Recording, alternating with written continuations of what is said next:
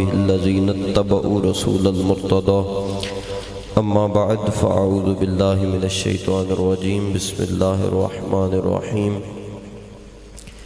إن الدين عند الله الإسلام صدق الله العظيم إن الله وملائكته يصلون على النبي يا أيها الذين آمنوا صلوا عليه وسلموا تسليما الصلاة والسلام عليك يا سيدي يا رسول الله وعلى آلك وأصحابك يا سيدي يا خاتم الأنبياء الصلاة والسلام عليك يا سيدي يا رحمة للعالمين وعلى آلك وأصحابك يا سيدي يا خاتم النبيين بندہ پروردگارم امت احمد نبی دوست دار چار یارم تابع اولاد علی مذہب حنفیہ دارم ملت حضرت خلیل خاک پائے غوث اعظم زیر سایہ ہر ولی صدیق عکس حسن کمال محمد است فاروق ذل جاہ و جلال محمد است عثمان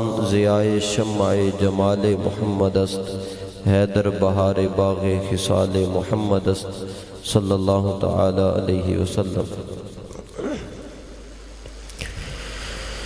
شہنشاہ حبیبا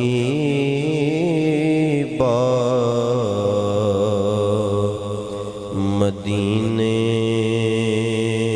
دیا خیر منگدا ہمیں تیری سرکار چوں صدقہ اپنے فقیراں ددے سونیاں خالی جاوانا میں تیرے دربار چوں پہنچ ساحل تے سب دے سفینے گئے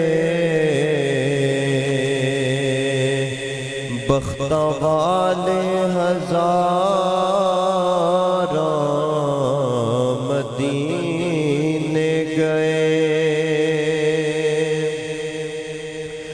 پہنچ ساحل تے سب دے سفینے گئے بختہ والے ہزاراں مدینے گئے میرے بختاں دی کشتی وینا میں خدا پار کر دے غما دے او مجدھار چوں میرے بختاں دی کشتی وینا میں خدا پار کر دے غما دے او مجدھار چوں جدو نظران تکیا اے رخ یار دا مرض ودھدا گیا شوق دیدار دا جدو نظران تکیا اے رخ یار دا مرض ودھدا گیا شوق دیدار دا نبضاں پھڑ پھڑ حکیمو طبیبو تسی کی لب دے اس بیمار چوں نبضاں پھڑ پھڑ حکیمو طبیبو تسی کی لب دے اس بیمار چوں وقت آخر مدینے جے میں پہنچ جاؤں رو میرے جسم نو چھڈ جاوے جدوں وقت آخر مدینے جے میں پہنچ جاؤں رو میرے جسم نو چھڈ جاوے جدوں تسی میرا جنازہ میرے ساتھیو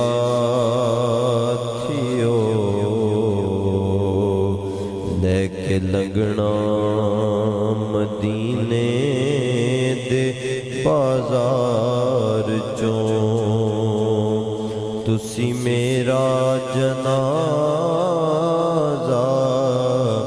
میرے ساتھیو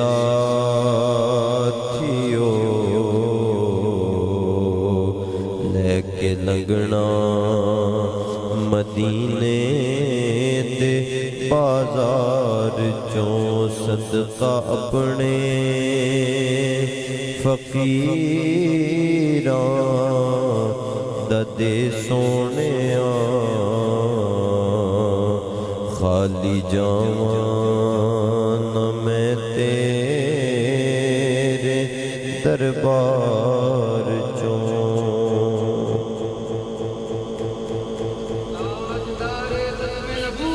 زندہ باد زندہ باد زندہ باد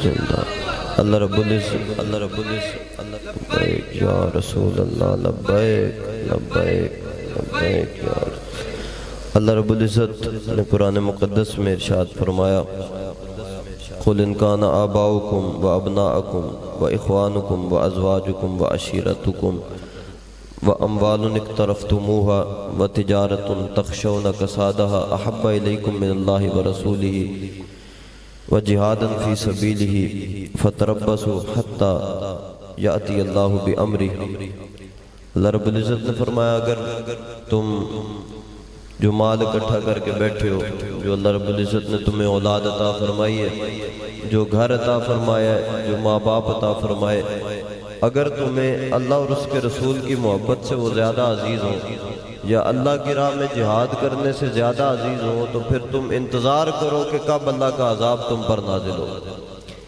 سب سے زیادہ اہمیت اللہ اور اس کے رسول کی محبت ہے اور اللہ رب العزت کی راہ میں اللہ اور اس کے رسول کے نام پر جہاد کرنے کی اہمیت ہے جس بندے نے اس اہمیت کو بھلا دیا اللہ رب العزت فرماتا ہے پھر وہ انتظار کرے کہ کب اللہ رب العزت کا عذاب نازل ہوتا ہے اقبال نے فرمایا کہ ز خوئے غلامی ز صدا خار ترست من نہ دیدم کے سگے پیشے سگے سر خم کر دے اقبال کہتا ہے کہ غلامی جو ہے وہ کتے سے بھی زیادہ بری ہے میں نے نہیں زندگی میں دیکھا کہ کوئی کمزور کتا کسی تگڑے کتے کے سامنے اپنا سر نیچا کر کے بیٹھا ہو بلکہ وہ بھی اپنا دفاع کرتا ہے لیکن جو غلام ہوتا ہے وہ اپنے آقا کے سامنے سر جھکا کے بیٹھا ہوتا ہے ہم نے غلامی اختیار کی ہے انگریز کی ہم نے غلامی اختیار کی ہے ان لوگوں کی جو دین سے دور ہیں ہم نے غلامی اختیار کی ہے ان لوگوں کی جو دین سے باغی ہیں دین کے دشمن ہیں اور وہ غلامی ہمیں سر نہیں اٹھانے دے رہی. اس غلامی سے سر اٹھانے کا ایک ہی طریقہ ہے اور وہ طریقہ رسول اللہ کی محبت ہے. حضور نے فرمایا کہ ایک امت آئے گی، ابھی آئی نہیں ہے، اپنے صحابہ کو بتایا، فرمایا ان من اشد امتی لی حبا ناسا یکونون بعدی یود احدهم لو رآنی باہلی و مالی. حضور نے فرمایا کہ میرے صحابہ، میرے بعد ایک ایسی قوم آئے گی کہ جو یہ خواہش رکھے گی، جو یہ تمنا رکھے گی کہ کاش مال جان اسباب سب کچھ چلا جائے، بس ایک بار حضور کی زیارت ہو جائے. وہ امت آنے والی ہے، وہ امت آئے گی. اس امت نے آ کر ایسی ایسی عظیم مثالیں قائم کی، ایسی ایسی قربانیاں دی، ایسی ایسی جناب اس امت کو مثالیں دے گئی. قوم کے اس امت کے پاس دوسری راہ تلاش کرنے کا کوئی موقع بچا نہیں ہے. یہ امت اگر سوچے نا کہ اب ہم کسی اور رستے پر چڑھ جائیں، تو اس امت کے پاس کوئی ایسا موقع بچا نہیں ہے. وہ سب موقعوں کو تالا لگا کر گئے ہیں، سب رستوں کو بند کر کے گئے ہیں، اور وہ بتا کے گئے ہیں کہ رستہ اختیار کون سا کرنا ہے. جو ہمارے ہاں ماحول بنا ہوا ہے نا کہ مولوی کو دبا کے رکھو، مولوی کی بات نہ سنو، مولوی جو ہے وہ محراب و منبر تک رہنا چاہیے، ازل سے لے کر ابد تک مولوی ہی قربانیاں دیتا رہتا ہے اور مولوی کی ہی قربانیاں چلتی ہیں. مولوی کی ہی قربانی قبول ہوتی ہے. جہاں پر مولوی آگے نہیں نہ ہوتا وہاں پر قربانیاں بھی بیکار ہوتی ہیں. حضرت امام اعظم ابو حنیفہ مولوی تھے، آپ کو جناب جیل سے آپ کا جنازہ اٹھا، کوڑے مارے جاتے تھے. علامہ احمد اللہ شاہ مدراسی مولوی تھے، آپ کی گردن کو کاٹ کے دہلی کے چوک میں لٹکایا گیا. جناب وہ مولوی تھے جنہیں توپوں کے آگے باندھ کے انہیں گولوں سے اڑایا گیا. وہ سارے مولوی تھے. کربلا میں جانے والے بھی مولوی تھے. امام حسین بھی مولوی تھے، حدیثیں روایت کرتے ہیں، لوگوں کو فقہ کی تعلیم دیتے ہیں، تربیت کرتے ہیں، مولوی تھے. مولا علی بھی مولوی تھے، آپ کی بھی شہادت ہوئی، مسجد میں ہوئی. عثمان غنی بھی مولوی تھے، آپ کی بھی شہادت ہوئی. فاروق اعظم بھی مولوی تھے، آپ کی بھی شہادت ہوئی. صدیق اکبر بھی مولوی تھے، آپ نے بھی قربانیاں پیش کی. ازل سے ابد تک مولوی کی ہی قربانی چلتی ہے، اور مولوی کو پیچھے لگا دینا، یہی چراغ جلیں گے تو روشنی ہوگی. انہی کو جب ہم آگے کریں گے نا، اپنا قائد مانیں گے، جن کے پیچھے ہم نماز پڑھتے ہیں، انہیں ہم کیوں نہیں قبول کرتے کہ وہ ہمارے دنیاوی معاملات میں بھی مداخلت کریں. سب سے بڑا دنیا کا معاملہ جو ہے وہ نکاح ہے. جب نکاح مولوی کے بغیر نہیں ہوتا تو باقی ہم کہاں سے؟ دنیا کی ابتدا بھی مولوی کرے، مر جائے تو انتہا بھی مولوی کرے. پھر مولوی کو دیوار کے ساتھ کیوں لگانا؟ مولوی کو پھر کمر کے پیچھے کیوں پھینکنا؟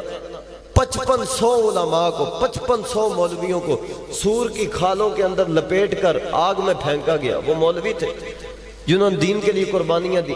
وہ مولوی تھے جو جناب ختم نبوت تحریک میں 10,000 شہید ہو گئے. وہ مولوی تھے جن کی جسم پر استری پھیر کر نمک اور مرچوں کا لیپ کیا گیا، پھر تختہ دار پر لٹکا دیا گیا. علامہ فضل خیر آبادی بھی مولوی تھے جنہیں جناب جیل کے اندر مونج کا لباس پہنا کر مٹی کے ٹوکرے اٹھوائے گئے. یہ سارے مولوی تھے. مولانا حضرت موہانی مولوی تھے جنہیں جیل کے اندر رکھا، آپ کی داڑھی کو جیل کے اندر مونڈا گیا، آپ پر کون کون سا ظلم نہیں ہوا. یہ سارے مولویوں کی قربانیوں کی برکت ہے جو آج ہم مسجد کے اندر سکون سے بیٹھے ہیں. یہ سارے مولویوں کی قربانیوں کی برکتیں ہیں جو آج اس ملک پاکستان کے اندر بیٹھے ہیں. نظریہ وہی تھا جو اقبال نے بھی دیا، جو قائد اعظم نے بھی دیا. قائد اعظم اگر اس اسٹیٹ کو سیکولر اسٹیٹ بنانا چاہتے ہیں نا تو ابتدا کبھی بھی لا الہ الا اللہ محمد رسول اللہ پر نہ ہوتی.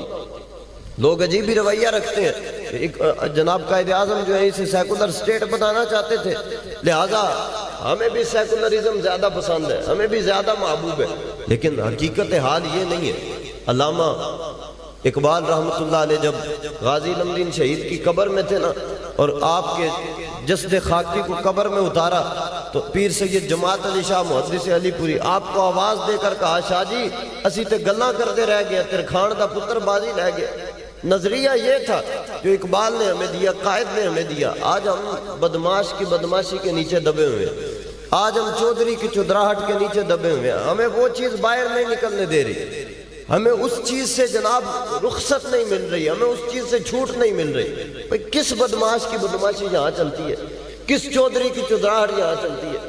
اگر صحابہ یہی رویہ جو ہم نے اختیار کیا ہوا ہے، یہی رویہ صحابہ اختیار کرتے، رسول اللہ کو عرض کرتے، یا رسول اللہ ابو جہل بہت بڑا چودھری ہے، عتبہ شیبہ بہت بڑے چودھری ہیں، ابو سفیان کے پاس بڑے خطے ہیں، بڑے قبائل اس کی نگرانی میں ہیں، لہٰذا حضور معذرت ہے، ہم آپ کے ساتھ نہیں چل سکتے۔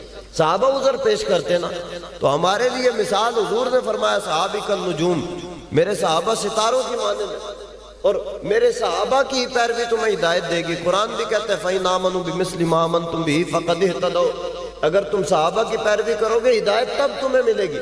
تو ہم نے صحابہ کی پیروی کرنی ہے یا کسی بدماش کی پیروی کرنی ہے، کسی گنڈے کی، کسی چودھری کی پیروی کرنی ہے؟ صحابہ کی پیروی تو ہمیں یہی درس دیتی ہے کہ ابو جہل جیسا بدماش بھی سامنے کھڑا ہو نا، عتبہ شیبہ جیسے کمینے لوگ بھی سامنے کھڑے ہوں، پھر بھی ساتھ رسول اللہ کے دین کا ہی دینا ہے۔ اگر سامنے یزید بھی کھڑا ہو پھر بھی ساتھ رسول اللہ کے دین کا دینا ہے۔ ہمیں یہ بدماشیاں نہیں نکلنے دے رہی، اور دین کے ساتھ دنیا عالم میں کیا ہو رہا ہے، اقوام متحدہ میں کیا ہو رہا ہے، کون کون سا ظلم دین کے ساتھ نہیں ہو رہا۔ کشمیر میں نہیں ہو رہا، برما میں نہیں ہو رہا، فلسطین میں نہیں ہو رہا۔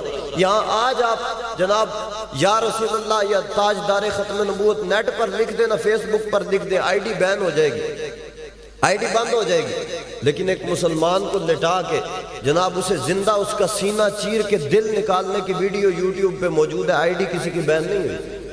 مسلمان ٹکڑے کرنے کی ویڈیوز نیٹ پہ موجود ہے، آئی ڈی کسی نے بین نہیں کی۔ مسلمانوں کو مار کے ان کی کھال اتارنے کی نیٹ پہ ویڈیوز موجود ہے، کسی نے آئی ڈی بین نہیں کی۔ مسلمان بچوں کو تیزابوں کے ڈرموں میں ڈبونے کی ویڈیوز موجود ہے، کسی نے آئی ڈی بین نہیں کی۔ مسلمان بچیوں کو زندہ لٹا کر پاؤں سے کاٹنا شروع کرتے ہیں، ٹکڑے کرتے ہیں، کسی نے آئی ڈی بین نہیں کی۔ سب کچھ نیٹ پہ موجود ہے۔ ایک آئی ڈی بین ہوتی ہے تو دین کا پرچار کرنے پر بین ہوتی ہے۔ ہم پھر کہتے ہیں جناب ہم ان ذرائع کو استعمال کریں، ہم ان ذرائع کی جانب جائیں۔ ہم کیوں مساجد کی طرف، کیوں مولویوں کی طرف نہیں جاتے؟ ہم کیوں تبلیغ یوٹیوب سے لیتے ہیں؟ ہمارا مفتی بھی یوٹیوب ہے، ہمارا جناب فتویٰ نویس بھی یوٹیوب ہے، ہمیں تعلیم دینے والی بھی یوٹیوب ہے، ہمارا سب کچھ آج یوٹیوب بن چکا ہے، ہمارا سارا ٹائم فیس بک پہ لگتا ہے۔ اور یہ ہمارے ساتھ کر کیا رہے ہیں؟ ہمارے ساتھ کون سا ظلم کر رہے ہیں؟ کسی سیاسی پارٹی پہ کوئی بین نہیں، کسی مذہبی پارٹی پہ کوئی بین نہیں، صرف بین اس پہ ہوتا ہے جو دین کی حمایت میں اپنا علم بلند کرے، اپنی آواز کو بلند کرے۔ پھر ہم کہتے ہیں جناب وہ بڑے اچھے ہیں، انہوں نے جناب ساری دنیا کو معتدل رکھا ہوا ہے، ساری دنیا کو اعتدال میں رکھا ہوا ہے، سب کے ساتھ برابر روی۔ کون سی برابری اختیار کرتے ہیں ہمیں بھی بتائیں جناب۔ مسلمانوں کے ٹکڑے ہوں اس وقت کسی کو برابری یاد نہیں آتی، جب جناب دین کا پرچار کرنے پر آئیڈیا بین ہو اس وقت کسی کو برابری یاد نہیں آتی، جب دین جگہ جگہ رسوا ہو رہا ہو اس وقت کسی کو برابری یاد نہیں آتی۔ برابری کا تصور ہمارا دین نہیں دیتا، ہمارا دین برابری کا تصور نہیں دیتا۔ اگر برابری کا تصور دیتا نا تو یہ 5 انگلیاں برابر ہوتی، اگر یہاں مساوات ہی ہے تو پھر یہ انگلی کاٹ کے جناب یہ 4 انگلیاں کاٹ کے انگوٹھے کے برابر کر لو، پھر امام صاحب پر آگے نہ کھڑا ہو بلکہ امام جا کے مقتدیوں کے اندر کھڑا ہو۔ برابری دین نہیں دیتا، دین کہتا ہے یقودکم بکتاب اللہ کا مستحق جو ہے اسے اپنی قیادت میں کھڑا کرو، اپنی امامت میں کھڑا کرو، اپنے آگے کھڑا کرو۔ ہم نہیں کرتے، ہمارا رویہ اس چیز کی، ہمارا مزاج اجازت نہیں دیتا، چونکہ ہماری طبیعت جو ہے وہ شریعت پر زیادہ عمل درآمد ہوتی ہے، ہماری طبیعت جو ہے وہ زیادہ اہمیت رکھتی ہے شریعت کے مقابلے میں، اس لیے ہم اپنی جو تعلیم و تربیت ہے اس کی بجائے ہم اپنی طبیعت کو زیادہ فوقیت دیتے ہیں۔ ابھی میں کوٹ بھائی خان میں تھا، وہاں پر علامہ صاحب بتا رہے تھے کہ مذہبی جماعتوں کا بھی یہ حال ہے کہ نعرہ بلند کیا تاج و تخت ختم نبوت، اب تاج بھی آ گیا تخت بھی آ گیا۔ وہاں ایک علامہ صاحب تھے، وہ جب یہ نعرہ بنا نا وہ فرمانے لگے کہ بھئی تاج بھی آ گیا تخت بھی آ گیا، لیکن تاج والا کہاں ہے، تخت والا کہاں ہے؟ تمہارے نعرے میں آ گیا تاج و تخت ختم نبوت، لیکن تاج والا اور تخت والا کہاں ہے؟ تو علامہ خادم حسین رضوی کی اللہ قبر پر کروڑوں رحمتیں نازل کرے، انہوں نے تاج سے بھی دور کر دیا، تخت سے بھی دور کر دیا۔ انہوں نے کہا ایک ہی نعرہ ہوگا، تاج دار ختم نبوت۔ ہم حضور سے پیار کرتے ہیں، ہم حضور کو، ہم نہ کسی تاج کو مانتے ہیں نہ کسی تخت کو مانتے ہیں، ہمیں محبت رسول اللہ سے، ہمیں پیار حضور سے، ہم نے حضور کی محبت میں جینا ہے، حضور کی محبت میں مرنا ہے، ہمیں اور کسی بندے سے کوئی غرض ہی نہیں ہے، کوئی سروکار ہی نہیں ہے۔ اقبال کہتا ہے با خدا در پردہ گویم بات و گویم آشکار، یا رسول اللہ او پنہا تو پیدا من۔ اقبال کہتا ہے یا رسول اللہ رب سے تو میں پردے میں بات کرتا ہوں نا، لیکن آپ سے میں آمنے سامنے بات کرتا ہوں۔ آپ کے اور میرے درمیان کوئی پردہ حائل نہیں ہوتا۔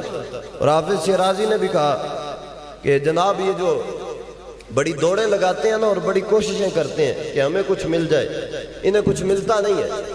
ملتا کیسے ہے؟ جائے کہ زاہدہ بہزار اربعی رسند، مست شراب عشق با یک آمی رسد۔ حافظ شیرازی کہتا ہے کہ لاکھوں لوگ زور لگا لیں نا، لاکھوں لوگ زور لگائیں اور کوشش کریں کہ فلاں منزل پر ہم پہنچ جائیں، وہ نہیں پہنچ پائیں گے، لیکن حضور کے عشق میں مست بندہ ایک قدم سے اس منزل کو پار کر لے گا۔ ایک حضور کا عشق ہے جو ہمیں کامیاب کر سکتا ہے، اس کے علاوہ اور کوئی چیز نہیں ہے۔ ہم دو نمبریاں کرتے رہے نا، ہم حضور کی ذات سے بھی دو نمبری کرتے ہیں۔ ہم نعرہ بڑے شوق سے لگاتے ہیں غلامی رسول میں موت بھی قبول ہے، لیکن ہمیں قبول کوئی نہیں ہے۔ اگر تو خدا کی قسم کسی بدماش کی جرأت نہ ہوتی کہ رسول اللہ کی گستاخی کر جائے۔ ہم نے قبول ہی نہیں کیا موت کو۔ موت کو قبول کیا تھا غازی علمدین شہید نے، موت کو قبول کیا غازی ملک ممتاز حسین قادری نے، غازی عامر چیمہ شہید نے، غازی جناب مرید حسین نے۔ موت کو قبول انہوں نے کیا، ہم نے کیا کیا؟ ہم نے نہیں کیا۔ امام نسائی نے موت کو قبول کیا، جن کو جناب ممبر پر بیٹھے گردن کی ہڈی توڑی گئی، آپ کے پیشاب کی جگہ پر ٹھڈے مار کے آپ کو شہید کیا گیا۔ موت کو انہوں نے قبول کیا، ہم نے کہاں کیا؟ ہم نے تو صرف نعرہ لگایا۔ میں کہتا ہوں جھوٹا نعرہ لگانا بند کر دو، کم از کم حضور سے دو نمبری تو نہ کرے۔ اگر آگے آنا ہے تو آگے پھر سینہ کھول کے آؤ، سینہ چوڑا کر کے آؤ کہ ہم حضور کے نام پر جان دینے کو تیار ہیں۔ خدا کی قسم کسی کی جرأت ہی نہیں ہوگی۔ ہم بھاگے ہوتے ہیں جناب اقوام متحدہ کے پیچھے، کبھی UN کے پیچھے، کبھی جناب OIC کے پیچھے، ہم ان کے پیچھے بھاگے رہتے ہیں۔ ہمیں حضور کے دین سے کوئی غرض نہیں، ہمیں غرض ہے تو انہی جناب اداروں سے ہے کہ یہی ہمیں انصاف دیں گے، یہی ہمیں حضور کا جناب حضور کی ناموس کا قانون بنا کر دیں گے۔ آج اگر ہم وہاں جا رہے ہیں حضور کی ناموس کا قانون بنوانے، کل وہاں قادیانی جائے گا اور قادیانی کہے گا جی ہمارے مرزا قادیانی کا جناب ناموس کا قانون بنا دو۔ وہ تو کنجر بیٹھے انہوں نے تو بنا دینا، پھر تم لوگ کیا کرو گے؟ پھر مرزا قادیانی کو گالی دینے والے کو بھی پھانسی دی جائے گی۔ ہم ان لوگوں کے پیچھے بھاگ رہے ہیں جو خود قانون توڑنے والے، جو پھر خود قانون کو گندا کرنے والے، ہم ان لوگوں کے پیچھے بھاگ رہے ہیں۔ ہماری دوڑیں اس طرف ہیں، ہمیں یہ سوچ نہیں ہے کہ ہم کر کیا رہے ہیں۔ ہماری فکر کہاں جا چکی ہے، ہماری سوچ کہاں جا چکی ہے۔ ہمیں صرف فکر ہے تو جناب ایک دوسرے سے آگے نکلنے کی، بس دوڑ لگائیں اور ایک دوسرے سے آگے نکل جائیں، ایک دوسرے کے قدموں میں گرنا سیکھیں، ایک دوسرے کے کندھے اور بازو اور جان بننا سیکھیں۔ جب ہم ایک دوسرے کے کندھے کے ساتھ کندھا ملا کر چلنا شروع کر دیا نا، تو خدا کی قسم ہمارے جنازوں کو کندھے دینے والے اور لوگ بڑے موجود ہیں، اور لوگ ہیں جو جنازوں کو کندھے دیں گے۔